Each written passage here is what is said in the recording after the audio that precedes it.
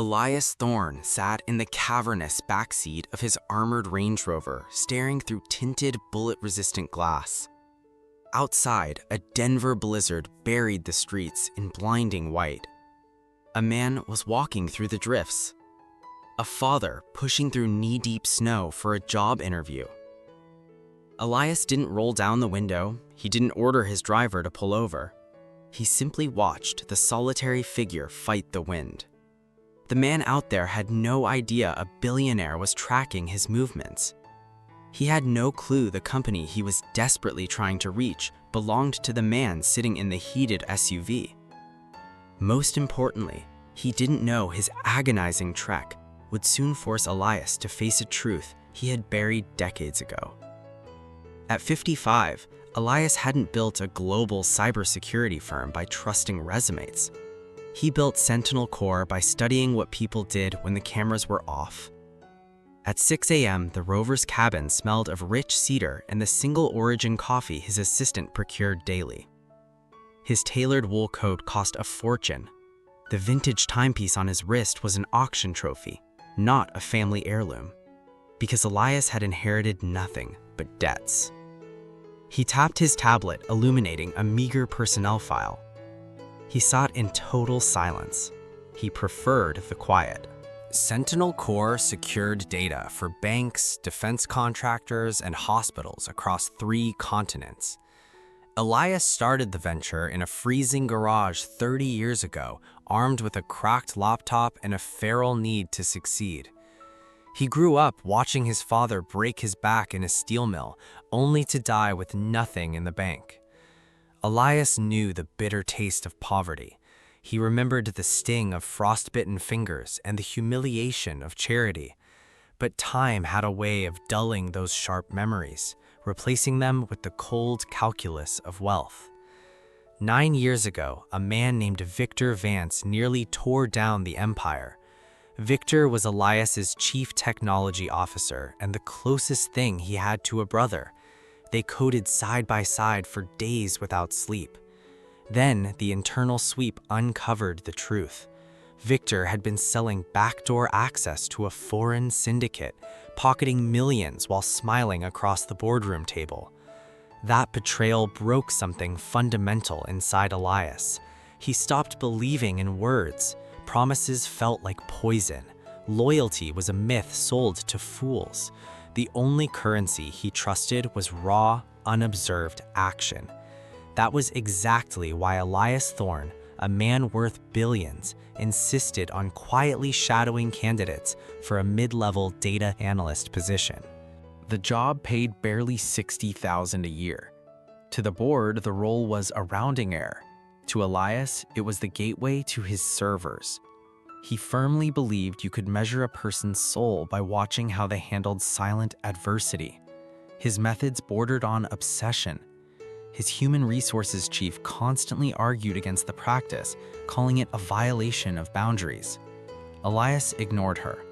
Before offering anyone a crucial clearance, he visited their neighborhood at dawn. He studied their morning routines from the shadows. Did they stumble out the door in chaos, or step out with purpose? How did they react to minor inconveniences? He offered no help. Up front, his driver of 12 years, Marcus, adjusted the climate control. The blizzard battered the SUV. Heavy snow swirled in the streetlights, casting erratic shadows across the windshield. "Next destination, sir?" Marcus asked, his voice low. Elias glanced at the digital dossier. The file was sparse. Arthur Pendleton, 32, single father. A gaping 2-year hole in his employment history. No registered vehicle. On the surface, Arthur was the riskiest applicant. Elmwood Towers, Elias instructed, Unit 412. Marcus eased the heavy vehicle onto the icy avenue. The massive tires crunched over the packed snow. Inside, the heat hummed softly. Outside, Denver was shutting down. Yet somewhere across town and a decaying concrete high-rise with a broken boiler, Arthur Pendleton was already awake. He was completely out of options. The sky above the city was a bruised, heavy purple. This wasn't a passing snow squall. It was a punishing, relentless blizzard that buried sidewalks and paralyzed transit. The Range Rover crept into the industrial edge of the city just before 7. The landscape shifted from corporate plazas to fading pawn shops and boarded-up diners. Soon the storefronts yielded to towering, brutalist apartment blocks surrounded by rusted fences. Marcus slowed the vehicle as they approached Elmwood Towers. The structure was a towering relic of the 70s, concrete peeling, windows patched with cardboard. A frozen playground sat in the shadow of the building, its metal slide entombed in ice. Elias leaned toward the glass. They parked 3 blocks down, hidden behind a row of snow-covered pines. The engine purred silently. "Cut the engine," Elias commanded. Marcus complied. The heater died instantly. Cold immediately began seeping through the floorboards, a biting reminder that comfort was fragile. Elias ignored the chill, locking his eyes on the shattered glass of the lobby doors. Minutes dragged. The wind howled. Then a figure pushed through the entrance. A man stepped into the storm. He wore a faded charcoal overcoat that was far too thin for the sub-zero temperatures. The collar was turned up, fraying at the edges, offering a pathetic defense against the biting wind. He had no hat, just a thick scarf wrapped tightly around his neck and chin.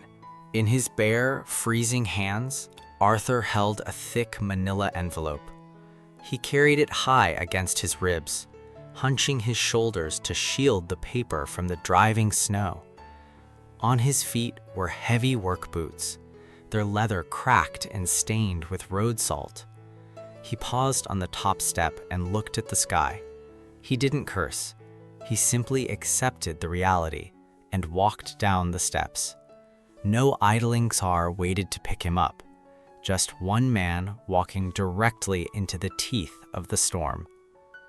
Elias watched him navigate the treacherous, unplowed sidewalk, disappearing behind a snowbank. He counted a slow 10 seconds in his head. "Follow him," Elias finally said. "Stay out of sight." Marcus met his boss's eyes in the mirror. After 12 years, Marcus knew every mood of the billionaire. But today, the instruction carried a strange, obsessive edge. "Understood," Marcus replied. The engine roared to life. Warmth flooded the interior instantly. The SUV crawled forward. Outside, Arthur felt the wind slice through his clothes like razors. The Sentinel Corps headquarters stood 7 miles away. The interview started at 10. Arthur had 3 hours. Elias settled back against the leather. His life was frictionless, yet a stubborn thought dug into his mind. How much pain will this man endure before he gives up? Arthur had been awake since 3 in the morning. He didn't use an alarm. Pure, suffocating anxiety dragged him out of sleep every single day. He lay perfectly still in the dark, counting his breaths, grounding himself before the crushing weight of reality set in. The tiny apartment actually belonged to Marcus's elderly neighbor, Mrs. Gable, a retired nurse. She had found Arthur and his young daughter Lily sleeping in their broken-down car 3 months ago. She simply opened the passenger door and ordered them inside. No lease, no rent demands, just a lumpy pull-out couch and the smell of stale peppermint. Arthur moved through the freezing rooms like a ghost. The building's radiator had failed days ago. He washed his face with icy tap water, shivering uncontrollably as he buttoned a crisp white shirt he had bought from a thrift store. He meticulously ironed his only good tie using a warm saucepan because Mrs. Gable didn't own an iron. Tucked inside his breast pocket, resting right over his heart, was a folded drawing. Lily had sketched it with a broken blue crayon. It depicted a stick figure wearing a crown with the words, "My dad be king," scrawled across the top. Arthur pressed his fingers against the fabric, drawing warmth from the memory. He pulled out his phone. The screen blared two bleak notifications. The first was an emergency broadcast. Citywide transit shut down due to extreme blizzard conditions. The buses were dead. The trains were frozen on the tracks. He stared at the screen, his chest tightening. He opened his banking application. Available balance, $12.15. He checked a rideshare app. The cheapest car willing to brave the snow demanded $45. He closed the app, the finality of his situation settling over him like a heavy blanket. He walked to the cramped kitchen and packed Lily's lunch. A peanut butter sandwich, carefully cut to remove the crusts. A small bruised apple. A handwritten note that read, "Be brave today, Bug. I'll see you tonight." He left it by Mrs. Gable's reading glasses. He quietly stepped into the living room where Lily slept, buried under 3 heavy quilts. Her breathing was rattled, a lingering cough from the damp air they couldn't escape. Arthur knelt, kissed her warm forehead, and walked out the door. The bus stop at the corner was a snowdrift. The digital arrival board was completely black. He stood alone in the freezing wind. 7 miles. He checked his watch. He had to move. He began walking, forced forward by sheer necessity. Arthur stepped into the unplowed street. The snow was knee-high, instantly packing into the tops of his boots. Within 3 blocks, the freezing moisture soaked through his socks, turning his toes completely numb. He gripped the manila envelope tighter against his chest. Inside, double wrapped in plastic grocery bags, were his credentials, his resume, his certifications, his security clearance records. They were the only proof that he was worth saving, wrapped in garbage bags because he couldn't afford a proper briefcase. His body was freezing, but the paper remained immaculate. That was the grim trade-off of his existence. He passed a deserted gas station, the pumps buried under white dunes. He passed a diner where the neon sign flickered and died. He was the only moving thing in a frozen wasteland. 2 years ago, Arthur had a career. He was a senior systems analyst at a health tech firm. He was respected. His manager called him brilliant under pressure. That praise was currently locked inside the plastic bag. Then the firm got acquired. The new owners liquidated the department overnight.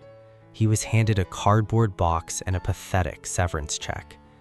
Then Lily's mother vanished, leaving behind a mountain of medical debt and a broken family.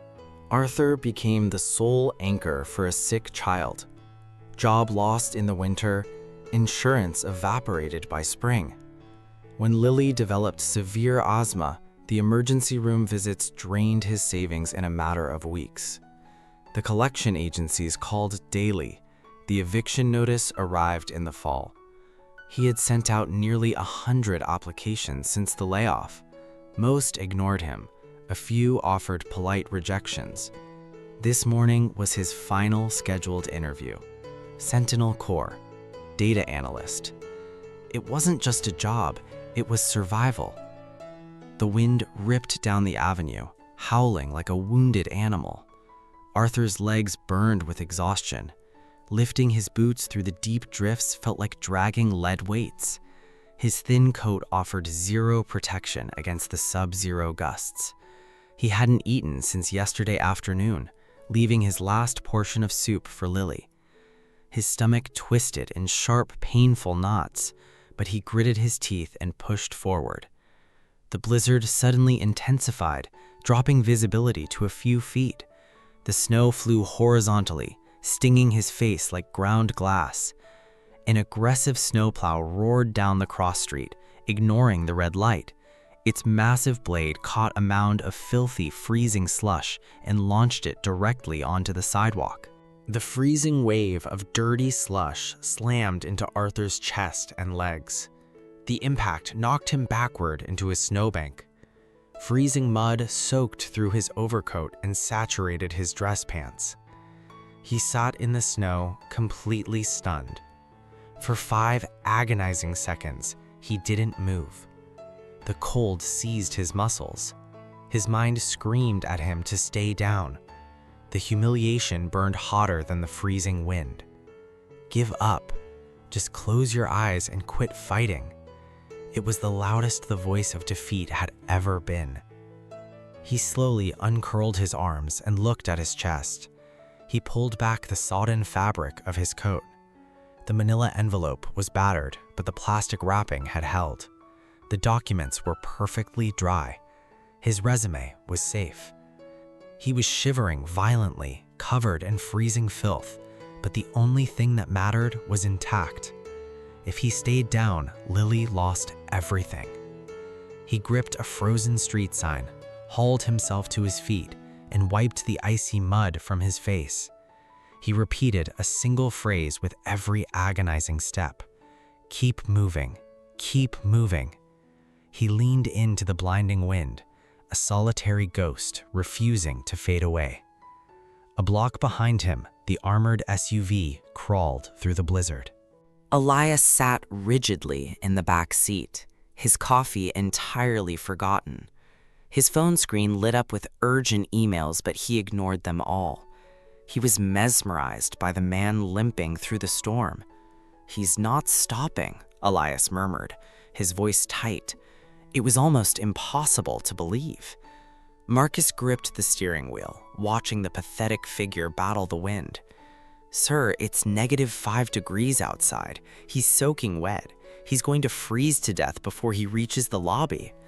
Marcus had never questioned an order, but he couldn't keep quiet today. "Should I pull over?"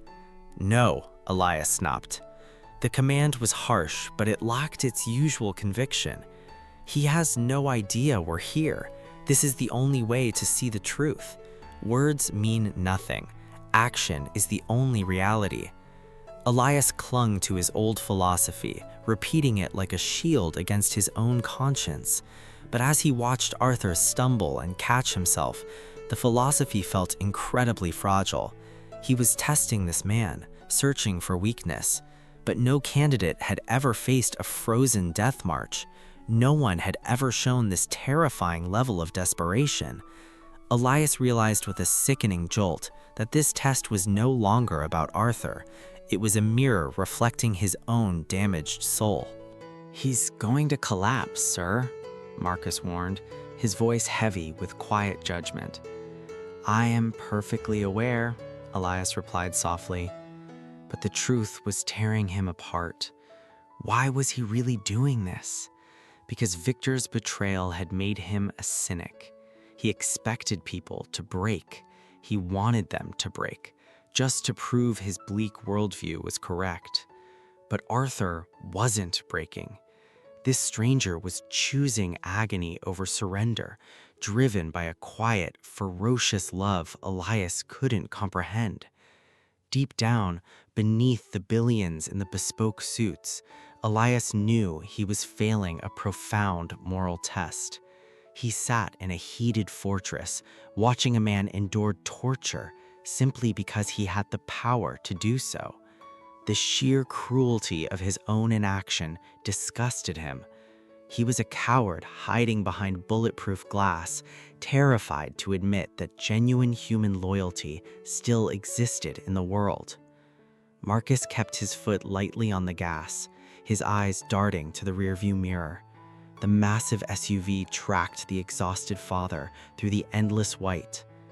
Arthur dragged his frozen legs forward, completely unaware that the billionaire deciding his fate was sitting directly behind him, silently unraveling, forced to witness the terrifying, indestructible power of human resilience. Around the 4th mile, Arthur's phone vibrated violently against his frozen leg. He almost ignored it.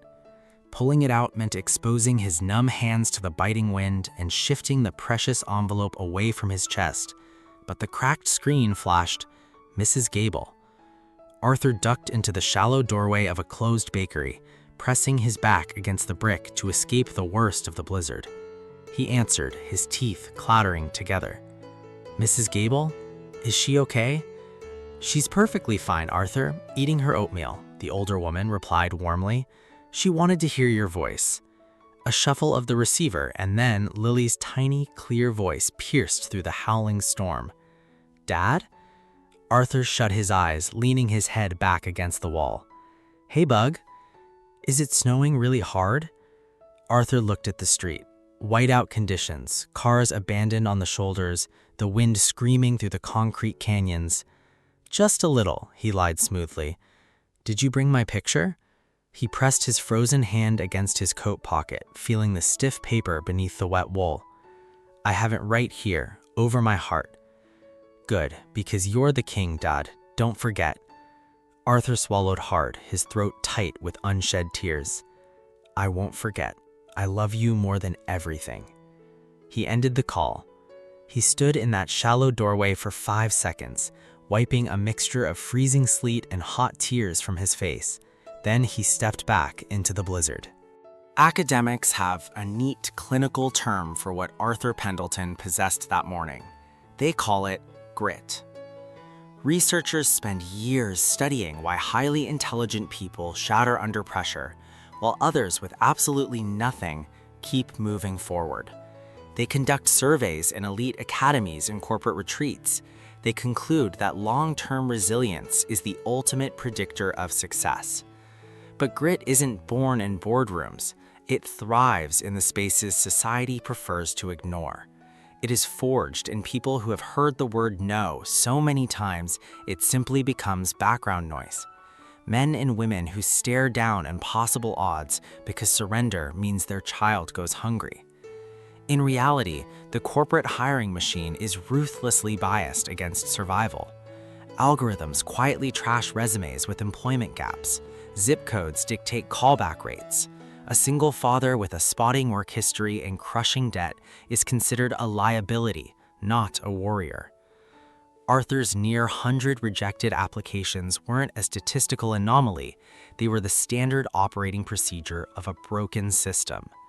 Grit isn't glamorous. It doesn't give motivational speeches. Grit is waking up in a freezing apartment, packing a peanut butter sandwich you can't afford to eat yourself, and walking through a blizzard because you are entirely out of options. Arthur didn't know the psychology of it. He just knew he couldn't fail his daughter. By the 5th mile, the physical agony in Arthur's legs morphed into a terrifying numbness. He wasn't walking with muscle anymore. He was moving purely on momentum and stubbornness. The blizzard began to ease slightly, the violent gusts dropping into a heavy, silent snowfall. The landscape around him shifted. Pawn shops faded into gleaming steel and glass. He had reached the financial district. At a red light, a sleek Lexus SUV pulled up beside him. The passenger window hummed down. A woman in an expensive cashmere sweater leaned over, her heater blasting warm, glorious air into the freezing street. "Honey, you look half dead," she called out, genuine concern in her eyes. "Get in, I'll take you where you need to go." Arthur stopped. The heat radiating from her car felt like a physical embrace. Sentinel Corps was barely a mile away. 3 minutes in that leather seat and he would be there. He desperately wanted to say yes, but he hesitated. He had relied on charity for months, Mrs. Gable's couch, the food bank, the hospital's leniency. He was drowning in a feeling of helplessness. If he took this ride, he would arrive at the most important interview of his life already owing a stranger for the final mile. "Thank you," Arthur said, his voice violently shaking. "But I have to finish this myself." The woman looked at him with profound understanding, nodded softly, and drove away. Half a block behind him, Elias Thorne watched the entire exchange from the cavernous back seat of his Range Rover. Marcus caught his boss's eye in the mirror. For a decade, Marcus had seen Elias display calculated rage, icy indifference, and sharp amusement. But right now, the billionaire looked utterly bewildered. Elias had built his entire worldview on a single, cynical premise. People only perform when there is a payout. Words are cheap. Action is the only truth. So what was the price of Arthur's action? What did it cost to decline a heated car in sub-zero temperatures simply to arrive on your own terms? If unobserved behavior was the ultimate currency, Arthur Pendleton was the wealthiest man Elias had ever seen. Suddenly, a deeply buried memory hit Elias like a physical blow. His father, a steelworker with ruined lungs. Elias was 6 years old when the union went on strike. He remembered his father walking 9 miles to a temporary day labor site in the pouring rain, his boots wrapped in duct tape because he couldn't afford bus fare. His father hadn't done it for glory. He did it because his family needed to eat. Elias stared at Arthur's hunched, freezing silhouette. The cynical wall around Elias's heart developed a massive, jagged fracture. He swallowed hard. "Marcus," Elias said, his voice surprisingly thick. "When he reaches the lobby," Elias instructed, never taking his eyes off Arthur, "call the front desk. Have them hand him a black coffee, steaming hot. Don't mention my name. Don't explain anything. Just give him the drink." Marcus blinked, completely taken aback. It was the first act of uncalculated kindness he had seen Elias perform in nearly 10 years. "Right away, sir." Sentinel Core was a monolith of black glass piercing the snowy sky. Arthur spotted it from 2 blocks away. He checked his frozen watch, 9:15. He was 45 minutes early. He dragged his frozen boots up the salted steps and pushed through the heavy revolving doors. The blast of 70-degree air hit him so hard his knees actually buckled. He grabbed a marble pillar to steady himself. The lobby was pristine, silent, and aggressively intimidating. He didn't linger. He spotted the restroom sign past the security turnstiles and shuffled toward it, leaving wet tracks across the immaculate floor. Inside, he locked the door. He placed his plastic-wrapped envelope on the granite counter and tore it open. Dry. Every single page of his resume was perfect. He let out a long, ragged exhale that sounded like a sob. He peeled off his freezing, ruined boots and pulled a pair of polished, dry dress shoes from a plastic grocery bag. Arthur stripped off his soaked overcoat and draped it over a stall door. He grabbed rough paper towels and furiously scrubbed the icy slush from his trousers. He ran his hands under the hot water tap until the painful stinging in his fingers subsided, then splashed his face. He looked at the mirror. His skin was pale, his lips held a faint blue tint, and his eyes were bloodshot from the wind. He was shivering, but he was here. He reached into his shirt pocket and pulled out Lily's drawing, "My Dad, the King." He traced the blue crayon lines with his thumb. He took a deep breath, shoved the paper back over his heart, grabbed his dry documents, and walked out of the bathroom.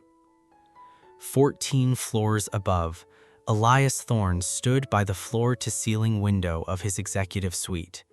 He had bypassed the lobby entirely, taking the private elevator from the underground garage. His coffee was fresh, his suit was immaculate. He watched the feeds from the lobby security cameras on his monitor. He saw Arthur emerge from the restroom, walking taller, his jaw set. Elias tapped his desk, made a sudden decision, and picked up his phone. "Sarah," he said to his HR director, "I'm joining the final interviews for the analyst position." Silence echoed on the line.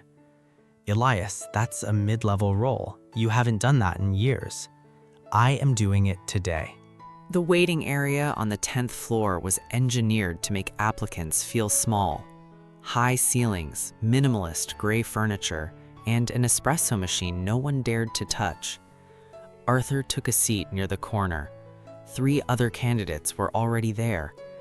A man in a bespoke navy suit typing aggressively on a tablet. A woman in sharp tailored wool exuding absolute confidence. And Julian, a 20-something with perfectly styled hair and an arrogant smirk. They had all arrived via luxury ride shares. They were pristine, dry, and unbothered. Arthur's shirt collar was still damp, His trousers bore faint water stains at the calves. Julian noticed immediately. He leaned toward the woman, barely lowering his voice. Did he walk here through the sewers?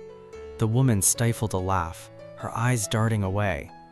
Arthur heard every word. The old Arthur might have snapped. The new Arthur, the father fighting for survival, simply ignored them. He placed his dry resume on his lap and studied it. Suddenly, the glass doors opened. Clara, a kind-faced receptionist, walked straight past the arrogant candidates and stopped in front of Arthur. She held out a large steaming paper cup. "Someone asked me to bring this to you. Black coffee," she said gently. Arthur stared at her, stunned. "Who?" "I couldn't say. Just drink it. You look frozen." Arthur took the cup. The heat radiated through his numb hands like a lifeline. At exactly 10 o'clock, the heavy oak door opened. Arthur's name was called. The interview room was intimidatingly bare. Sarah Jenkins, the HR director, sat beside Robert Hale, the formidable VP of Operations. Between them was a conspicuously empty third chair. Arthur sat down, placing his resume squarely on the table. He clasped his hands to hide the slight tremor in his fingers. "Mr. Pendleton, thank you for braving the weather," Sarah started, her tone polite but guarded. "Let's dive in." They hit him with standard technical questions: database architecture, security protocols, threat modeling. Arthur answered cleanly. He knew the tech, he was competent, but Robert Hale looked unimpressed. The VP leaned forward, tapping a gold pen against Arthur's file. "You have a 2-year gap here, Arthur. In cybersecurity, 2 years is a lifetime. Technology moves fast. What makes you think you can handle the crushing pressure of a global data infrastructure after sitting on the bench?" The panic flared in Arthur's chest. The voice of doubt screamed that he was a fraud. He took a slow breath. "Mr. Hale, for the last 24 months, I've managed a $0 budget while keeping a critically ill child alive. I've negotiated hospital billing departments, coordinated state aid logistics, and managed overlapping crisis timelines every single day. I've sent out 90 applications. I handle pressure fine. I just haven't been paid for it lately." The room fell dead silent. Robert's gold pen stopped tapping. Sarah's eyes widened, completely disarmed by the raw, brutal honesty. Then the heavy door swung open. A man with sharp features and a commanding presence walked in. He carried no files. He wore a suit that screamed wealth. Arthur recognized him instantly from the financial news networks. Elias Thorne, the CEO. He sat down in the empty chair, never taking his eyes off Arthur. Robert and Sarah stiffened, clearly caught off guard by the billionaire's arrival. Elias studied Arthur. He noted the damp collar, the lingering exhaustion in the man's eyes, and the absolute refusal to look away. "Mr. Pendleton," Elias said, his voice terrifyingly calm. "I have one question." Arthur swallowed. "Yes, sir?" "When you saw the blizzard warnings this morning, why didn't you call and reschedule?" Sarah stopped breathing. Robert frowned. It was a brutal question. Arthur didn't rehearse an answer. He simply told the truth. "Because I've waited 2 years for someone to open a door. I don't have the luxury of rescheduling. The buses were dead. I couldn't afford a car, but my legs worked." Arthur's voice was rock steady. "I wasn't going to let some snow take my daughter's future away." The silence that followed wasn't polite. It was profound. Elias Thorne sat perfectly still. He wasn't looking at a desperate job seeker anymore. He was looking at his own father.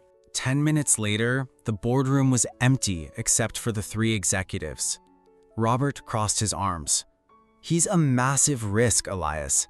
Outdated skills, that gap is a red flag. He's the weakest technical candidate we saw." Sarah hesitated. "His practical problem-solving answers were strong, Robert, and you have to admire his drive." "Drive doesn't compile code," Robert shot back. Elias turned from the window, his expression unreadable. You want reliability, Robert? He walked 7 miles through a state of emergency blizzard. He arrived 45 minutes early. His documents were bone dry. He sat in our lobby and let some kid mock him without reacting. Elias walked to the table and slammed his hand flat against the wood. I'm not running a charity. I am hiring him because he has a level of execution I haven't seen in this building in a decade. Standard 90-day probation. If he fails, fire him, but give him the desk. Robert uncrossed his arms. When Elias Thorne made a demand, you didn't argue. That afternoon, Arthur was sitting on Mrs. Gable's worn carpet, holding Lily's hand when his phone rang. He listened for 4 seconds. The weight of 90 rejections evaporated into the air. He closed his eyes, tears spilling down his cheeks. "When do I start?" he whispered. Arthur started on Monday. He arrived an hour early. The first few weeks were a brutal learning curve. Sentinel Corps' proprietary security software, Aegis, was immensely complex. He made minor mistakes, a mislabeled threat tag or a poorly formatted daily report. Nothing dangerous, but enough to trigger whispers. People knew the CEO had bypassed the VP to hire him. Rumors spread like a virus. By day 4, however, the dynamic shifted. Arthur was running a routine audit on the European server nodes when he noticed a glaring redundancy. The system was duplicating encryption keys for a massive sector of legacy data, eating up server space and processing power, costing the company nearly $20,000 a month. He ran the numbers manually twice before bringing it to his direct supervisor. The fix was implemented immediately. He saved the company $250,000 a year in his first month. By day 90, Arthur was the first one in the building and the last one to leave. He sat in Robert Hale's office for his review. Robert looked over the paperwork, his face neutral. He flipped to the last page, signed his name, and looked up. "Full employment, Pendleton. You proved me wrong." Arthur walked out into the empty hallway, leaned his head against the cool glass of a conference room door, and quietly wept. He had survived. The real trouble began a month later. Gregory Vance, a senior director handling the company's largest accounts, stumbled upon Arthur's background check during a routine internal audit. Gregory was a man who worshipped data. He believed numbers told the entire story of a human being. He saw Arthur's eviction, the ruined credit score, and the massive medical debt. He brought it up in a senior leadership meeting. "I'm not questioning his recent patch on the Euro servers," Gregory stated, leaning against the polished mahogany table. "I'm questioning his vulnerability. We have a man with severe financial instability holding keys to our clients' data. It is a textbook security risk." Robert Hale defended him, citing the 90-day review, but the damage was done. The doubt seeped into the corporate culture. Arthur felt the temperature drop. Conversations ended abruptly when he entered the break room. People stared at his security badge a little too long. He didn't know about Gregory's meeting, but he felt the sudden isolation. One night, sitting in his tiny kitchen, Arthur stared at his company laptop. The urge to quit was a physical weight on his chest. It would be so easy to walk away and find a quiet IT job where nobody judged his past. Then, Lily wandered into the kitchen, holding her stuffed bear. "Dad, are you sad about work?" she asked. Apex Industries was Sentinel Corps' crown jewel, a massive healthcare conglomerate paying $3 million annually for continuous data protection, and they were threatening to walk. For 6 months, they had experienced micro outages during their nightly data syncs across rural hospital networks. Gregory Vance had thrown his best engineers at it. They upgraded servers, rewritten protocols, and blamed local network providers. Nothing worked. Apex issued an ultimatum: fix the sync dropouts before the quarterly review on Friday, or the contract was dead. Gregory was panicked. Arthur found the ghost in the machine on a Tuesday night at midnight. He was reviewing the Apex error logs from his kitchen table when he noticed a pattern the senior engineers had entirely missed. The Aegis system allocated bandwidth based on static geographic zones. It didn't account for dynamic load shifting when rural hospitals uploaded massive MRI files all at once during the night shift. The system wasn't failing, it was bottlenecking itself because it was too rigid. Arthur wrote the fix in 3 hours. He didn't send it to Gregory, who had been freezing him out. He sent a clean 8-page technical proposal directly to Sarah Jenkins and HR, hoping she would route it to the right technical lead. He added a single line: "I found the Apex bottleneck. Hope this helps." Sarah read the proposal at dawn. She didn't send it to operations. She sent it directly to Elias Thorne. Elias read it on his tablet while drinking his morning espresso. He read the logic, verified the data trails Arthur had meticulously mapped out, and realized a junior analyst had just solved a $3 million crisis that his elite engineering team had fumbled for half a year. When Arthur arrived at the office, his phone buzzed. He was summoned to the executive suite. He walked into Elias's office, his heart hammering against his ribs. The billionaire was staring out the window. "You wrote the Apex fix," Elias said, turning around. "Yes, sir." "Apex executives are flying in on Friday for a final showdown," Elias stated, his tone leaving no room for argument. "I want you in that boardroom. You are going to present this." Arthur froze. "Sir, I'm an analyst. I don't talk to clients. Gregory Vance handles Apex." Elias walked over, his eyes burning with an intense, quiet fire. "You are not just an analyst. You are the man who fixes things when everyone else is blind. You found the answer. You will own it." Friday morning arrived with a suffocating tension. The Apex executives sat stone-faced on one side of the massive glass table. Gregory Vance sat silently in the corner, his notebook closed, utterly defeated. Arthur Pendleton stood at the head of the table. He wore the same thrift store white shirt, the collar still stiff from drying on his body. Beside him, a holographic display illuminated his server patch. His hands trembled violently for the first 30 seconds. Then he simply started talking. He didn't pitch them. He didn't use corporate buzzwords or polished sales tactics. He just explained the architecture of the problem. It was the natural language of a man who had spent his life finding the absolute leanest way to survive. Optimizing a network feels like child's play. He mapped out the digital bottlenecks to men who had only ever known bandwidth abundance. He spoke steadily for 14 minutes. When he finished, the boardroom felt like a vacuum. The Apex procurement director leaned back, exchanged a heavy look with his lead engineer, and locked eyes with Arthur. "How fast can you deploy this?" he asked. In the corner, Gregory Vance remained absolutely silent. He didn't speak during the transition, nor did he offer a handshake afterwards. He simply gathered his leather-bound notes, adjusted his cuffs, and walked out without making eye contact with anyone.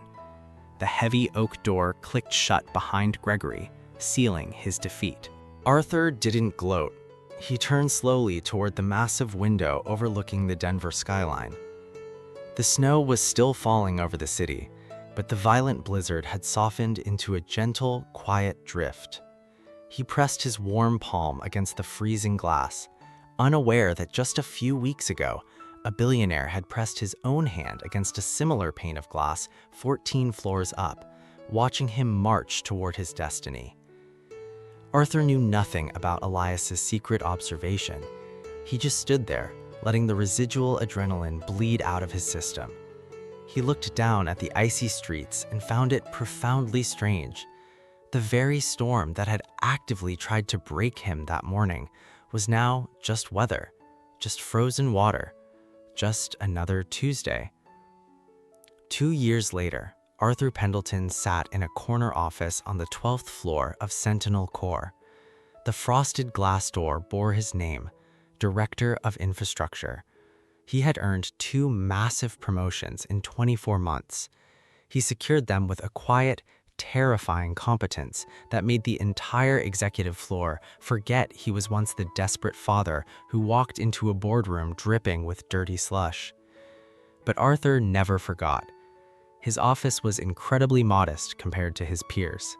Right in the center of his heavy oak desk, sitting between a stack of budget forecasts and a photograph of Lily's 10th birthday, was a cheap plastic frame. Inside it was a faded drawing done in blue crayon. My Dad, the King. Visiting executives occasionally noticed it, but no one ever asked. Lily had placed it there herself, insisting that her dad needed someone to guard his office when she was at school. Lily was 11 now.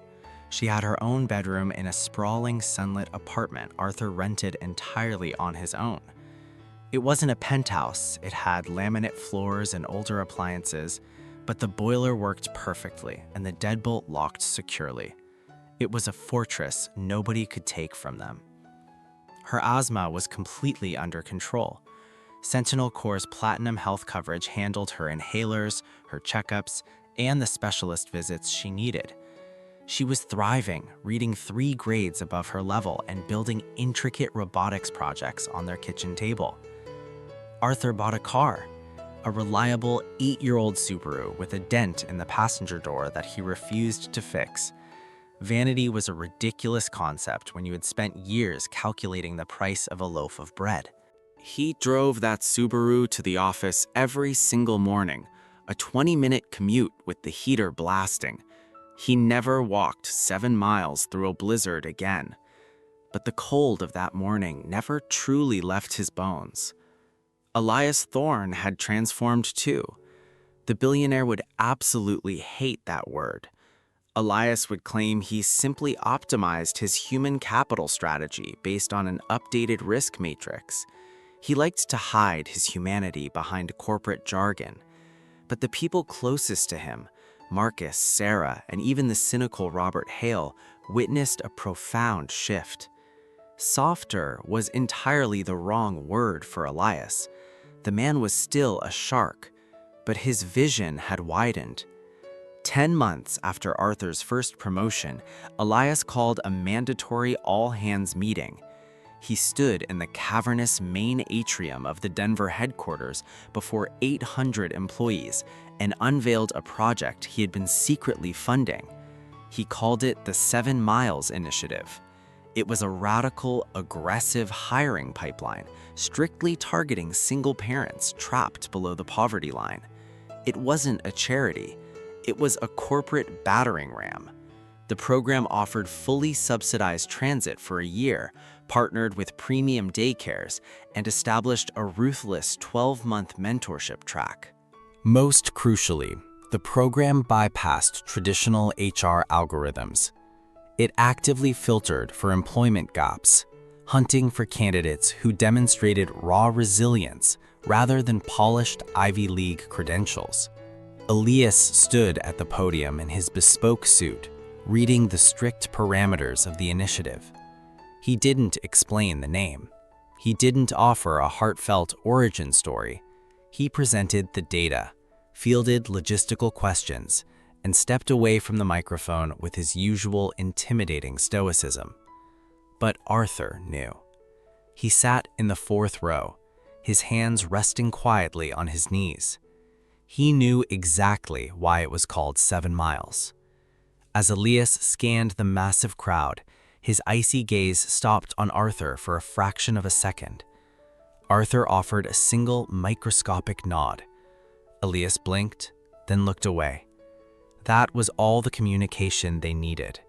2 men who understood the genesis of a revolution without ever speaking a word about it. It was a permanent bond forged in the brutal space between a frozen sidewalk and a hot cup of coffee delivered by a receptionist. On the 2nd floor, the initiative had its own dedicated recruitment center. Mounted on the wall near the entrance was a heavy shadow box. Inside that shadow box, pressed perfectly flat under UV glass, was a crumpled, yellowing plastic grocery bag. It was the exact kind of cheap plastic you find blowing across an empty parking lot. New recruits and visiting investors frequently glanced at the framed garbage bag. Most of them assumed it was some avant-garde corporate art piece meant to symbolize environmental waste. Nobody asked about its meaning. But if you actually knew the history, if you knew that flimsy plastic had shielded a desperate man's resume from a catastrophic winter storm, held tight against a freezing chest, you understood its true value. It was easily the most expensive item in the entire skyscraper. You couldn't buy what that bag represented. In its inaugural year, the 7 Miles Initiative aggressively recruited 52 single parents into high-stakes roles across the company. After a year, 48 were still on the payroll, 30 had earned promotions, 14 had moved their children out of temporary shelters and into permanent homes. They were phenomenal statistics, but Arthur knew the reality. Behind every data point was a terrifying morning, a pair of ruined boots, and a human being who chose to fight when giving up was the most logical option on Earth. Elias Thorne had spent decades loudly preaching that words were air and actions were the only currency. The initiative wasn't built on a catchy slogan. It was built on a solitary walk. It was built on a father who stumbled into a pristine lobby covered in frozen mud, completely terrified, yet refusing to let a storm dictate his daughter's future. 3 years after his freezing march through the Denver streets, Arthur Pendleton was driving to work on a brutal February morning. The sky had violently opened up. It wasn't a gentle dusting of snow. It was a sudden, blinding squall that instantly buried the roads, reducing visibility to a few terrifying feet. He was crawling down Colfax Avenue, the exact same industrial stretch he had navigated on foot when his life was falling apart. The Subaru's heater blasted dry, glorious air. The heated seats baked his spine. The radio played a chaotic pop song Lily had demanded he leave on before she jumped out at the middle school drop-offs line. Arthur liked leaving her music playing. It made the car feel alive. He peered through the frantic rhythm of his windshield wipers, navigating the creeping traffic. Then, he saw her. A young woman, maybe 22, was fighting through a knee-deep snowdrift on the sidewalk. She wore a thin, completely inadequate trench coat. Her shoulders were hunched against the biting wind, and pressed tightly to her chest, she clutched a sealed plastic folder, wrapping her arms around it to keep the freezing moisture away.